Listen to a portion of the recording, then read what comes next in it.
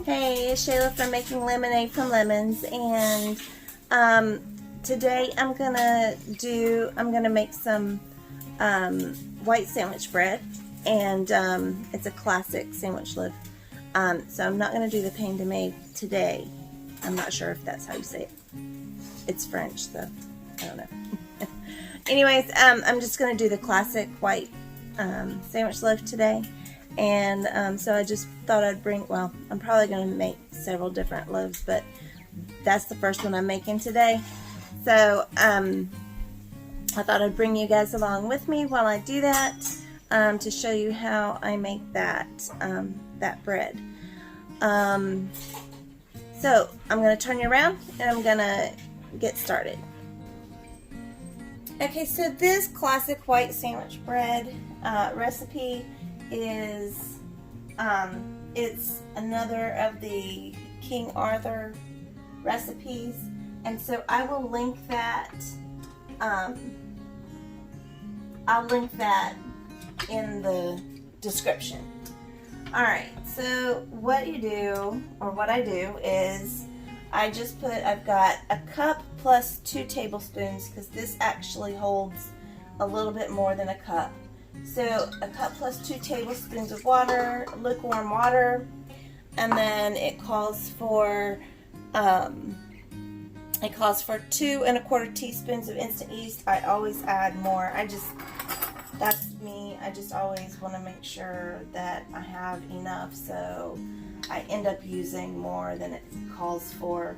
So you don't have to. I know a lot of people, they just go directly by the helps if it's plugged in.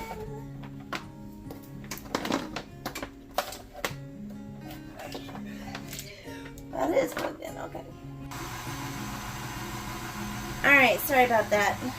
Inevitably, so I'm not sure exactly where it left off.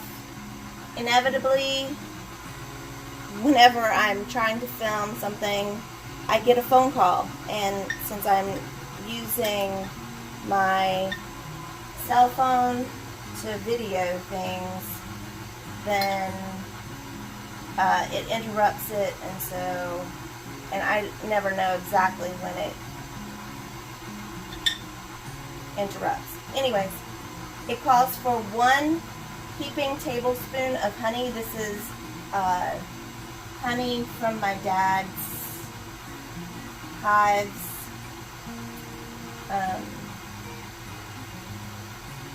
So that was 1 tablespoon, but it wasn't heaping, so I have to trying to use the last of this jar. There we go. All right.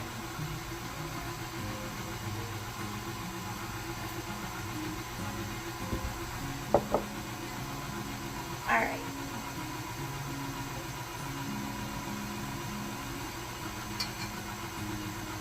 So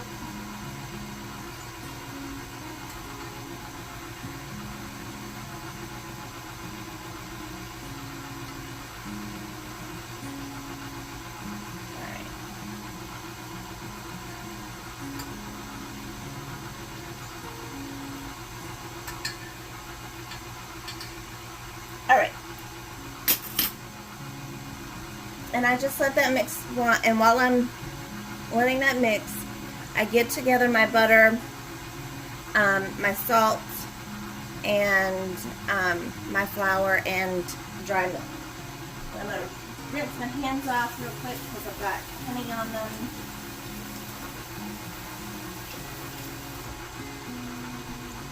Alright.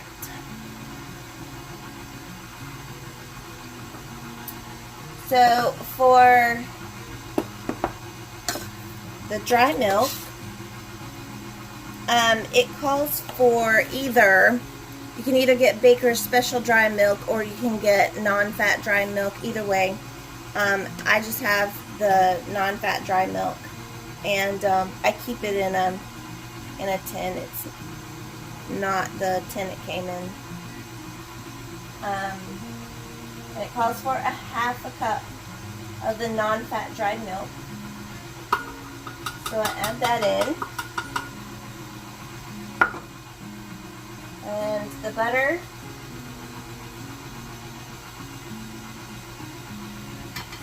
It calls for 2 tablespoons of butter. And then it calls for 1 3/4 teaspoons of salt.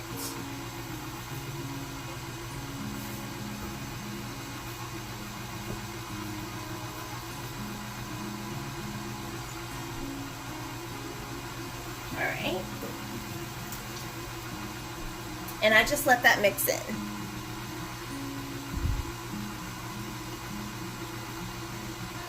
Alright, so the only thing that we need left to put in is the flour.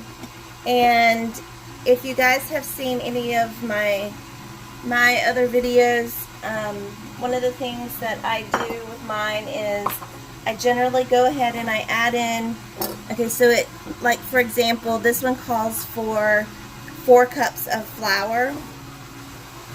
So, and I'm using bread flour. So what I generally do is I go ahead and I add in 3 cups of flour, approximately 3 cups. So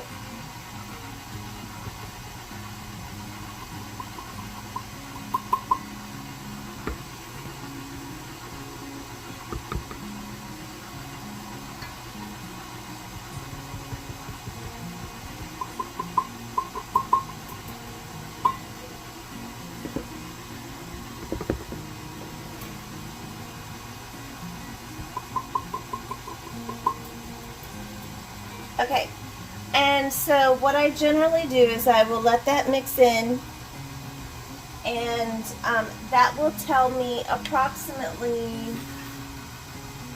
how much more flour I need to use.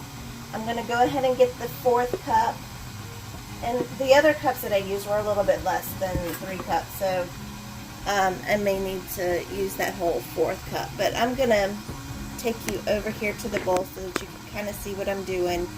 And if you have watched me do this before, you know that it takes a little bit of time. So all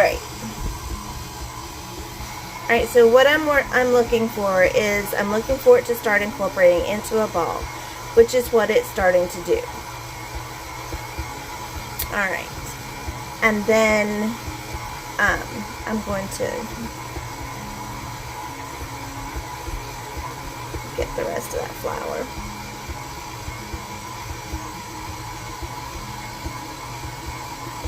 I probably should use a spatula when I do that. Alright, so as you see, it's been mixing a little bit, and it did start to incorporate into a ball, but it's starting to you can see it's sticky still. So you want to add in a little bit of flour at a time.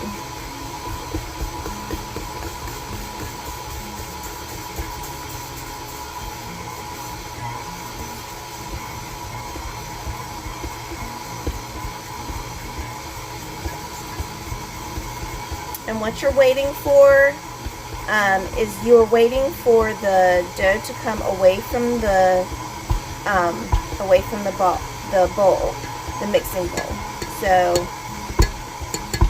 you want the bowl to look relatively clean. And whenever I say clean, I don't mean like you don't see any residue at all, but you do want it to be mostly clean. So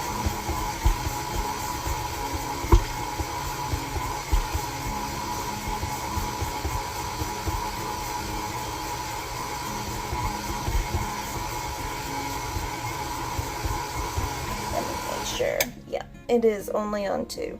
Alright, so when you make bread, especially with like a KitchenAid mixer or something like that, well, with your KitchenAid mixer, you only want it to be running on no higher than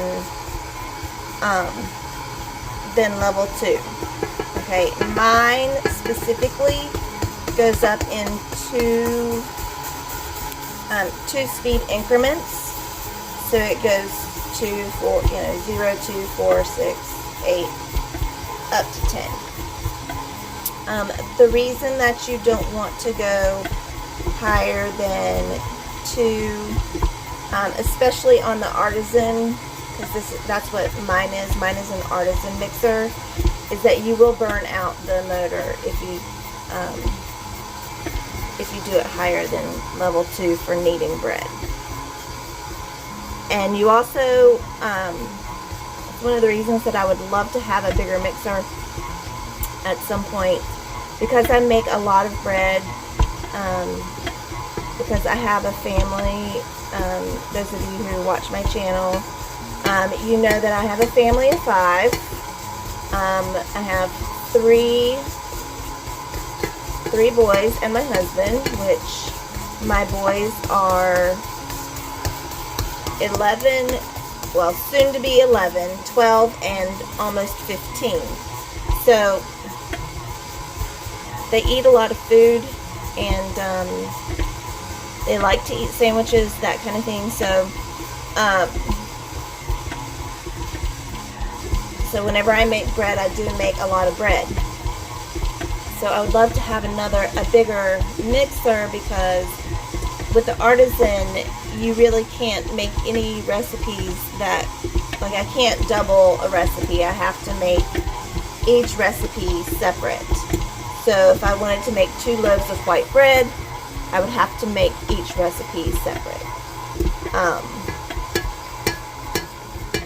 So in the future, but right now this helps me tremendously. I mean, I could do it by hand if I really needed to, but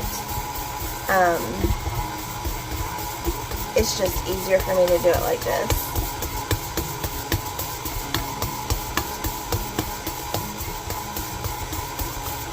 Okay, so as you see,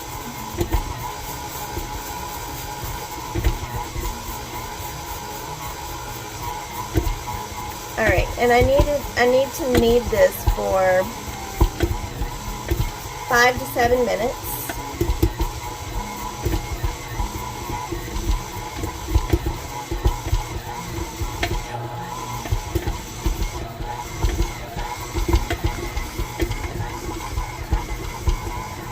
And it's already been about 2 minutes since it started kneading. So I need to knead it for about 5 more minutes. And what I'm going to do is, I'm just going to bring you along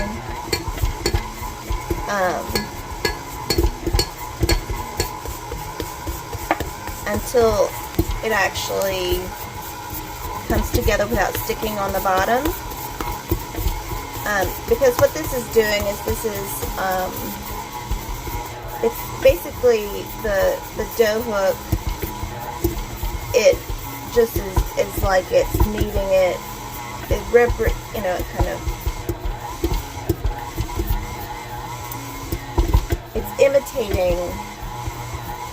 That's the right word.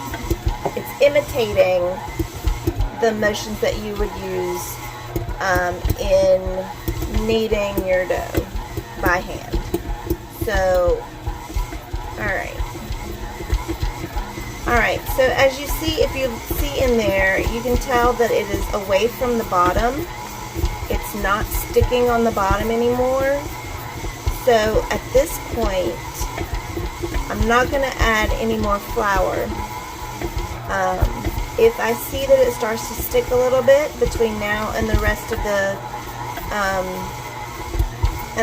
7 minutes, which we have about 3 more minutes left for it to knead, then I will add a little bit more flour, but at this point it's not sticking, and that's what you're looking for. So what I'm going to do is I'm just going to let this go, and I will be back whenever it is done spinning. But as you see, I still have, almost 3/4 of a cup of flour here that I didn't use. So that's why I said I always go 1 cup less, and then you can add more in a little bit along as you need it, because you may not need the amount of flour that it calls for in the recipe. Alright, so I'll bring you back whenever that's done kneading. Okay, so what I did was I stopped the mixer after the 7 minutes, and I pulled it off of the dough hook, and then I just took it out and I started basically making it into a ball. And then you just pull, tuck, pull and tuck into a ball, and if you see, it's got a nice bounce back. So then I have a pre-greased, my kids are in there watching TV, a pre-greased bowl and I just put it in here and flip it over, make sure that both sides get greased well, and then I put a towel over top of it, and I stick it in a nice warm place for generally an hour and a half, depending on the recipe. This one does say about 60 to 90 minutes, so I'll check it and then I'll see. But even though recipes will say 60 to 90 minutes, you always want to make sure that you go by the way it looks. If it looks like it's risen to approximately double, then it's proofed just fine. If not, then you want to let it go in your, in your nice warm place for a little bit longer. A lot of it depends on how warm your kitchen is. So what I generally do is I generally put this in my oven with the light on, but turned off. The oven's turned off, but the light's on for that time, because that light does help to create some warmth in there. Alright, another thing that I did that I didn't say is that I generally, it calls for all-purpose flour, and you can use all-purpose flour. That's fine to use. I just prefer to use bread flour myself. I just think that it gives it a better texture, a better rise. But that's just me. So you can use the all-purpose flour, no problem. So I'm going to get this in the oven. I'm going to let it proof, and then I'll bring you back whenever it's been doubled in size. Okay, so it has been an hour and a half, and the bread the dough has risen, and if you see, let me see if you can see this. Okay, so see, it's really poofy. Whenever I first put it in, it was, about half. It maybe was about halfway, but now it's nice and big and poofy. So, see if I can get this to where you can see what I'm doing. Okay. And as you see, I've got other... Okay.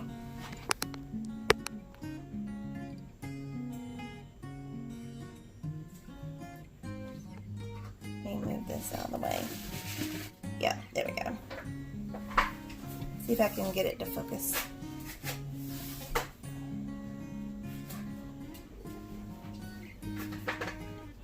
There we go.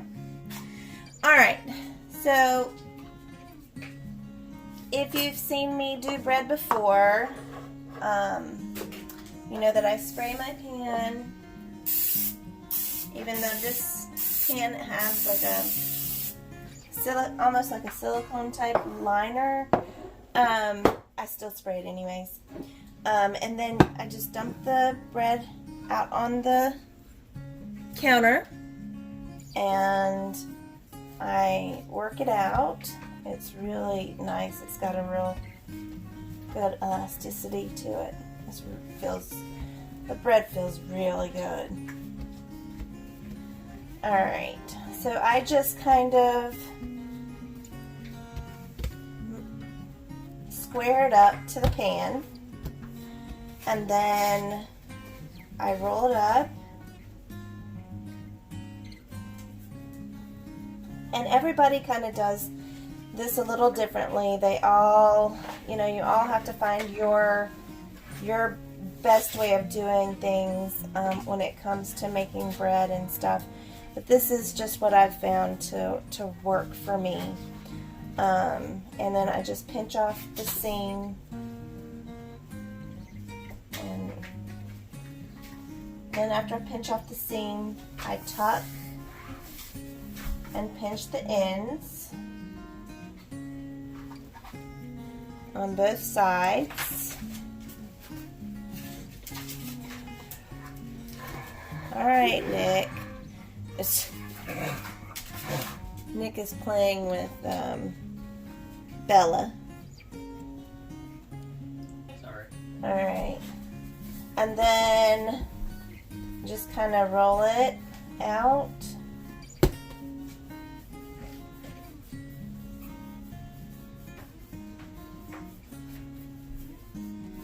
And you just want to keep it kind of the size of the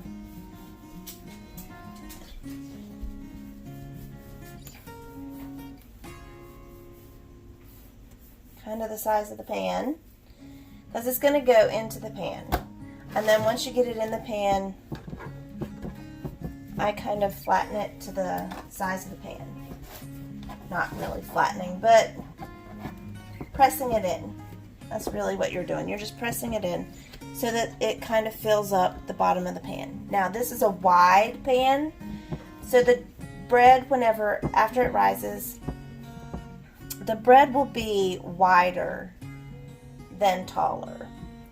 It still should be a pretty decent height once it rises again, because it's going to do a second rise.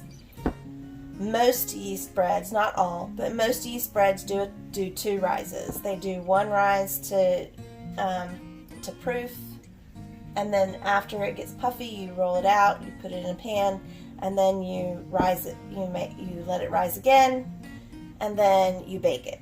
So it doesn't always work that way, but most of the time it does. So then I just spray the top,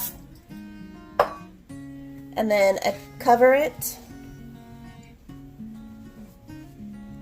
and put it back in my warm oven. I'm going to let this rise. This time,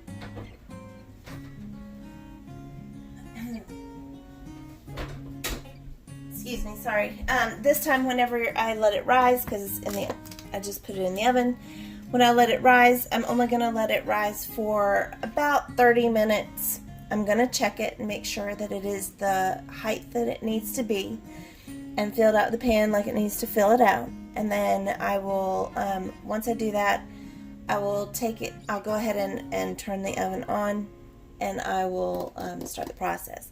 And as you see over here, I have I'm making other bread that's sitting over here, and that's for a separate video. And I'll show you guys how I made, it's a easy cinnamon bread, and I think you'll really enjoy it. So check back after like I said, I'll post another video on that.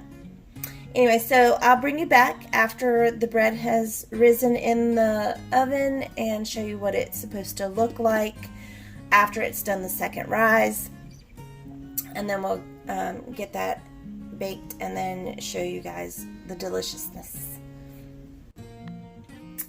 Okay, so this is the bread after it has been in the oven to rise. And so now I'm getting ready to put it into the oven to bake it, and it's going to bake from anywhere between, let me see,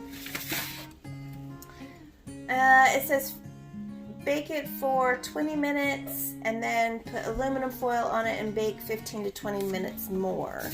So anyways, that's what we'll do.